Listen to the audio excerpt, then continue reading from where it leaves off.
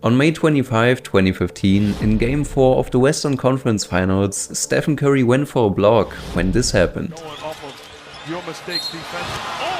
Steph fell to the ground, with his head facing the floor. It took several minutes before Curry managed to pull himself back up, as the entire Toyota Center in Houston fell silent. This might have been the scariest day in NBA history. Luckily, the diagnosis revealed it was only a head concussion, and Curry continued playing in the very same game. Imagine if Steph would have landed just a tiny bit different. It could have meant the end of the NBA's best shooter's career. There wouldn't have been a Warriors dynasty.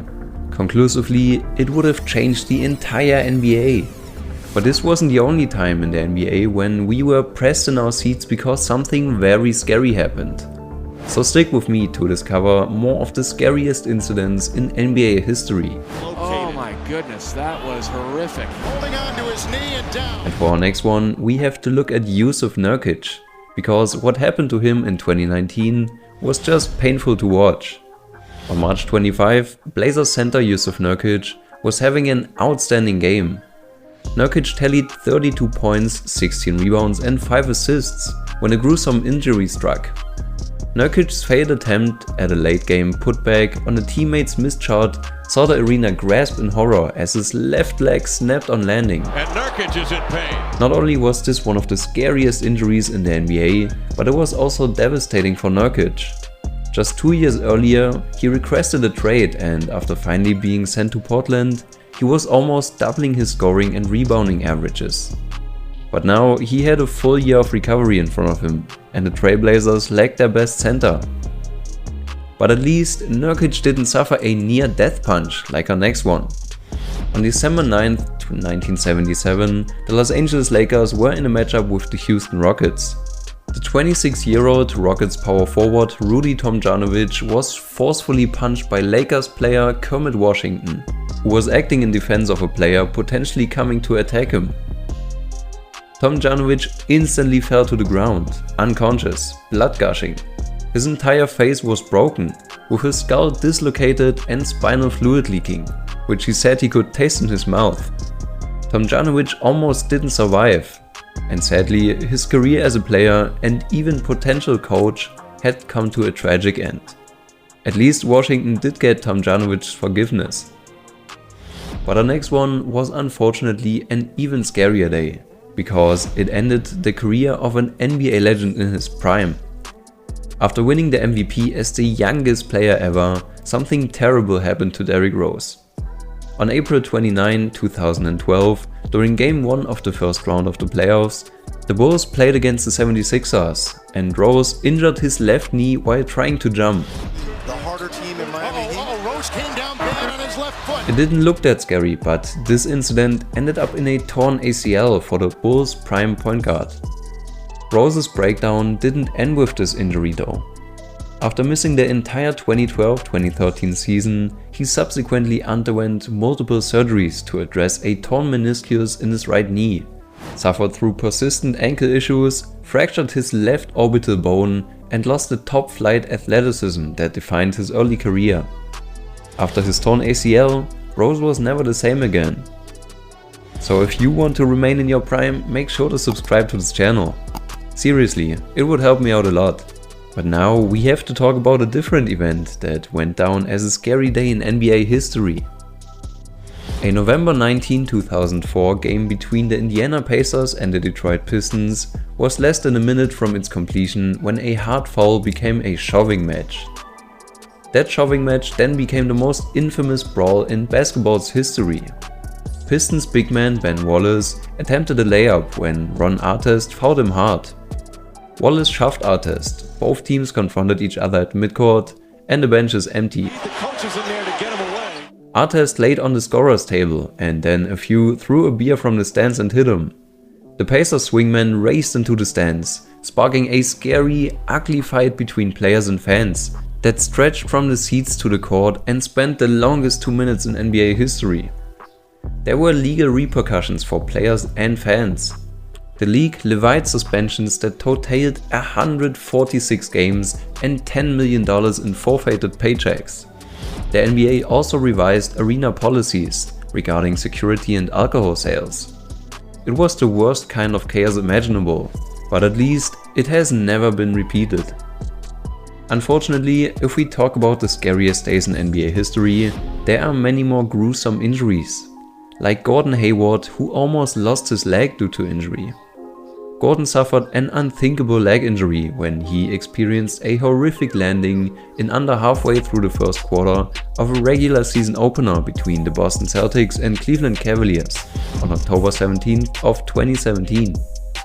Hayward had run down the baseline, going up to secure a lob pass from Kyrie Irving to make a dunk, but things didn't go as planned. He hit the biggest shot in Cavs history. They're going up. Oh my goodness. Hayward landed tragically with his foot caught and his leg crushed underneath the weight of his body, snapping instantaneously below his knee and rotating his foot at a horrifying angle. His injury has been diagnosed as a dislocated ankle and fractured tibia. Because of this injury, Hayward only got to play 6 minutes of his first season with the Celtics, which he had signed a 4-year, $128 million contract. But while Gordon Hayward broke a leg, Jamal Crawford almost broke his neck. This one was another incident where a few centimeters could have changed everything, considering life or death. Jamal Crawford upended on the play by his... It was one of those injuries where everyone just goes silent for a second until they see him actually move again. Anytime you see a guy go off in a stretcher, you know something bad just happened. But when they land directly on their neck like that, it's even worse. Lucky for Jamal, all that happened to him was a sprained neck and he was released from the hospital the next day. It was just one of those cases where it looked so bad that you couldn't help but feel bad for him. Until now, we have seen many legs being dislocated, but Andrew Bogut put us in a shock when he broke his arm after a dunk. This was one of the most recent and most painful looking injuries in recent years, coming as Andrew Bogut's arm gets folded up underneath him awkwardly as he falls to the ground in a heap. Bogut goes down quickly and without warning, and you can tell from the get-go it was awkward, but you can't really tell until watching the replay just how awkward it was. The result was a dislocated elbow, a broken hand, and a sprained wrist. It sidelined him for the season 2 years back. If you think this wasn't scary, then you will change your mind on the next one, because 𝘼𝙗 Daniels just passed out mid-game.